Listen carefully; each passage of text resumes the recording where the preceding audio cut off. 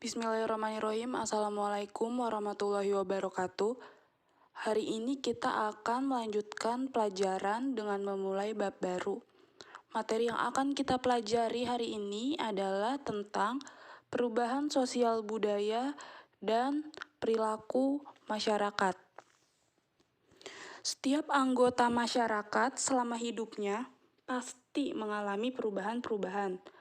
Perubahan yang dialami setiap masyarakat itu berbeda-beda. Perbedaan tersebut terjadi karena situasi dan kondisi yang berbeda-beda antara masyarakat yang satu dengan masyarakat yang lain. Perubahan-perubahan itu dapat berupa nilai-nilai sosial, norma-norma sosial, pola-pola perilaku, organisasi, lembaga, kemasyarakatan, dan masih banyak lagi. Perubahan terjadi karena adanya ketidaksesuaian antara unsur-unsur yang lama dengan kondisi kehidupan masyarakat. Nah, berikut pengertian perubahan sosial budaya menurut beberapa ahli. Menurut Max Weber, perubahan sosial budaya adalah perubahan situasi dalam masyarakat sebagai akibat dari adanya ketidaksesuaian unsur-unsur di dalamnya. Menurut Selo Sumarjan, perubahan sosial adalah perubahan pada lembaga-lembaga kemasyarakatan dalam suatu masyarakat yang mempengaruhi sistem sosial, termasuk di dalamnya nilai-nilai, sikap, dan pola-pola perilaku di antara kelompok dan masyarakat. Menurut William Kornblum, perubahan sosial budaya adalah perubahan suatu budaya secara bertahap dalam jangka waktu yang lama. Selanjutnya, menurut John Lewis Gillin, perubahan sosial merupakan variasi dari cara-cara atau metode hidup yang telah diterima, bisa karena perubahan kondisi geografis, komposisi penduduk, atau ideologi dalam kebudayaan material, maupun disebabkan oleh difusi atau penemuan-penemuan baru dalam kelompok. Yang terakhir, menurut Kingsley Davis, pendapat Davis mengenai perubahan budaya adalah perubahan yang mencakup segenap cara berpikir dan bertingkah laku yang timbul karena adanya interaksi yang bersifat komunikatif. Secara umum, perubahan kebudayaan yang terjadi mencakup unsur-unsur berikut. Yang pertama, bahasa. Bahasa yang digunakan manusia selalu mengalami perubahan, baik kata ataupun kalimat, yang berasal dari serapan bahasa daerah dan bahasa asing. Contoh, westernisasi atau kebarat-baratan dalam menggunakan bahasa. Misalnya, menggabungkan bahasa Indonesia dengan bahasa asing. Yang kedua, ada sistem pengetahuan. Ilmu pengetahuan sekarang merupakan penambahan atau pengembangan dari pengetahuan yang sudah ada. Saat ini teknologi informasi semakin berkembang. Dengan adanya penelitian dan riset, sekarang muncul teknologi-teknologi yang bermanfaat. Misalnya, zaman dulu belajar hanya bisa dilakukan di sekolah atau di lembaga-lembaga pendidikan. Tapi saat ini belajar bisa dilakukan melalui media online.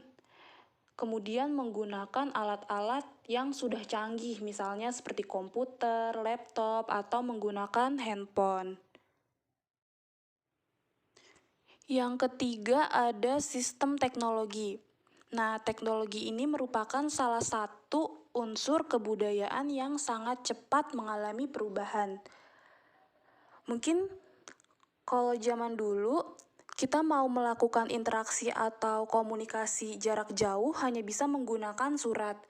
Nah, di zaman sekarang kita bisa menggunakan telepon, internet, atau media sosial. Berbagai informasi dari internet bisa kita dapatkan secara mudah. Nah, tinggal bagaimana kitanya harus bisa mengolah informasi yang ada dengan fakta yang benar-benar valid. Yang keempat, ada sistem organisasi sosial. Biasanya kalau organisasi itu identik dengan pemerintahan. Sekarang sistem keorganisasian mengalami perubahan dari waktu ke waktu dengan tujuan untuk menciptakan keteraturan kehidupan sosial. Nah, bentuk keorganisasiannya ini juga sangat beragam. Contohnya apa?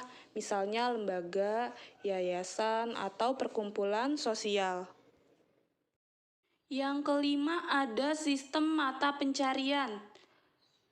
Mungkin sebelum ditemukan teknologi modern di bidang pertanian, para petani hanya menggunakan bantuan tenaga hewan untuk mengelola sumber daya alam. Nah, sekarang dengan adanya teknologi baru, para petani sudah bisa mengelola sumber daya alam dengan mudah dan cepat. Selanjutnya, sistem religi atau kepercayaan. Sistem kepercayaan masyarakat juga mengalami perubahan. Dulu orang Indonesia berpegang teguh pada ajaran nenek moyang, atau biasa disebut animisme dan dinamisme. Tapi sekarang mereka mengedepankan logika dan sudah mengenal agama. Misalnya seperti Islam, Kristen, Katolik, Hindu, atau Buddha. Yang terakhir ada kesenian. Karena banyaknya berbagai kesenian yang masuk dari luar negeri, beberapa kesenian asli Indonesia mulai jarang ditemukan. Fenomena perubahan sosial budaya yang terjadi sangat bergantung dari bagaimana masyarakat menyikapi perubahan tersebut. Ada beberapa faktor yang menjadi penyebab perubahan sosial budaya. Yang pertama, faktor internal atau faktor dari luar. Apa saja faktor internal tersebut? Yang pertama, adanya penemuan-penemuan baru atau inovasi. Salah satu pemicu perubahan sosial adalah adanya penemuan-penemuan baru. Penemuan baru ini dapat dibedakan menjadi dua. Yang pertama ada discovery dan yang kedua ada invention. Apa yang dimaksud dengan discovery? Discovery merupakan sebuah penemuan akan sesuatu yang sudah ada sebelumnya. Misalnya, penemuan benua Amerika oleh Columbus. Columbus menemukan benua Amerika, bukan menciptakan benua Amerika.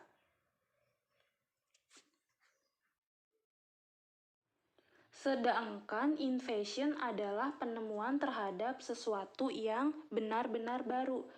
Misalnya penemuan mesin uap oleh James Watt atau penemuan telepon oleh Alexander Graham Bell. Faktor internal yang kedua, jumlah penduduk bertambah dan berkurang. Bertambah atau berkurangnya jumlah penduduk di suatu tempat akan mempengaruhi kehidupan masyarakat. Bertambahnya penduduk membuat persaingan kerja semakin meningkat. Hal ini jika tidak diimbangi dengan lapangan pekerjaan yang memadai, maka akan menyebabkan timbulnya atau banyaknya pengangguran. Banyaknya pengangguran akan menyebabkan kemiskinan dan kriminalitas. Selain itu, jumlah penduduk yang berkurang juga akan menimbulkan perubahan sosial. Misalnya, saat ini jumlah penduduk di Jepang semakin berkurang karena banyak masyarakat di Jepang yang tidak ingin berkeluarga. Dampaknya, jumlah tenaga kerja akan semakin berkurang dan yang lebih parahnya lagi penduduk di Jepang dapat semakin habis. Selanjutnya, faktor eksternal atau faktor yang berasal dari luar masyarakat tersebut. Faktor lingkungan yang umumnya menyebabkan perubahan sosial adalah bencana alam. Misalnya, ketika terjadi bencana alam, masyarakat akan mengevakuasi diri mereka menuju tempat baru yang lebih aman. Nah, dalam tempat baru tersebut, masyarakat akan beradaptasi dan menyesuaikan keadaan mereka dengan kondisi lingkungan yang baru tersebut. Dalam proses adaptasi, pasti terdapat perubahan sosial di dalamnya. Karena setiap lingkungan itu memiliki aturan atau ciri yang berbeda-beda. Misalnya perubahan nilai-nilai yang dianut, atau perubahan budaya dan sebagainya. Faktor eksternal yang kedua, terjadinya peperangan. Keadaan perang juga menimbulkan perubahan yang besar. Perang merupakan keadaan eksternal karena melibatkan pihak lain di luar masyarakat itu sendiri. Perang menciptakan banyak perubahan, misal contohnya Perang Dingin antara Amerika dan Uni Soviet menyebabkan pecahnya Uni Soviet menjadi negara-negara baru. Nah, negara-negara baru ini memiliki sistem politik dan pemerintahan yang berbeda dari yang sebelumnya. Faktor eksternal yang ketiga adalah adanya pengaruh kebudayaan dari masyarakat lain. Kebudayaan lain yang masuk melalui globalisasi menjadi penyebab perubahan sosial di suatu masyarakat. Berkembangnya teknologi informasi menyebabkan semakin mudahnya budaya lain masuk ke suatu masyarakat. Pengaruh kebudayaan dibagi menjadi 3. Yang pertama, difusi kebudayaan. Yang kedua, akulturasi kebudayaan. Yang ketiga, asimilasi kebudayaan. Apa yang dimaksud dengan difusi? Difusi merupakan proses penyebaran budaya, baik berupa ide ataupun keyakinan dari satu individu ke individu lain. Sedangkan alkulturasi adalah proses masuknya suatu kebudayaan asing ke dalam satu kelompok masyarakat. Contoh dari akulturasi kebudayaan atau perubahan sosial akibat pengaruh budaya lain.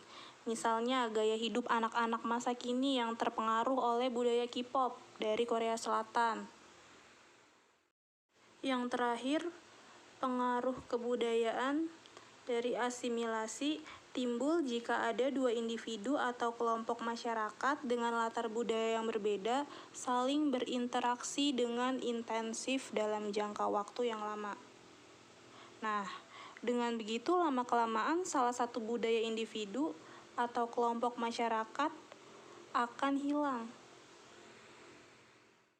Setelah saya jelaskan beberapa faktor yang dapat menyebabkan perubahan sosial budaya, selanjutnya ada faktor-faktor pendorong dan faktor penghambat perubahan sosial budaya. Faktor pendorong atau faktor pendukung dapat mempercepat proses perubahan sosial budaya.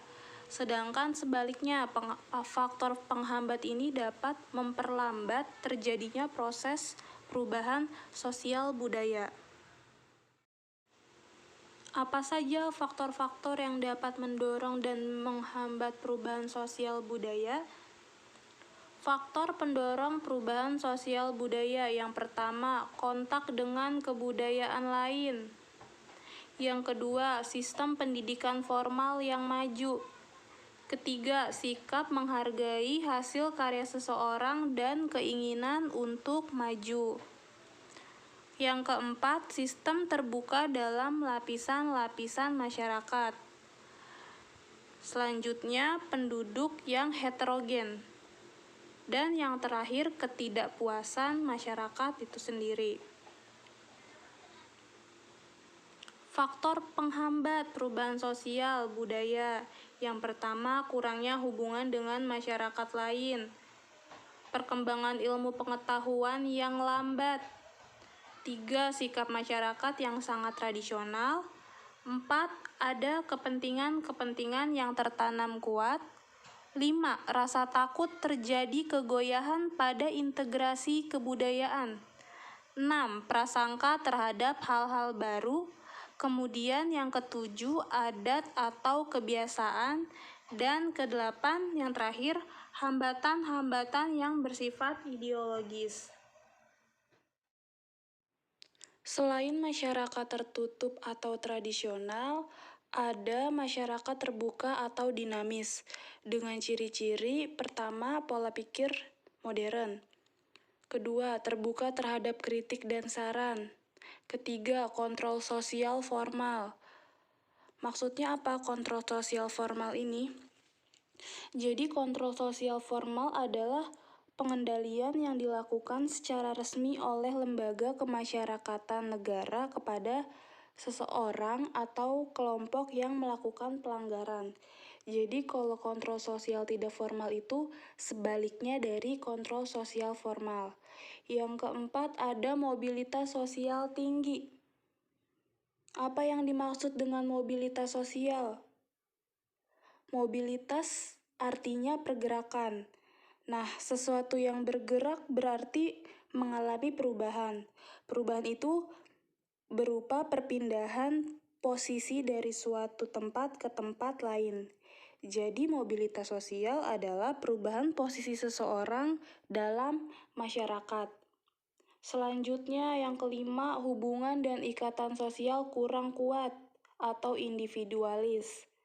Yang keenam, tidak mengutamakan kebiasaan atau tradisi. Dan yang terakhir, senantiasa mengembangkan efisiensi dan efektivitas.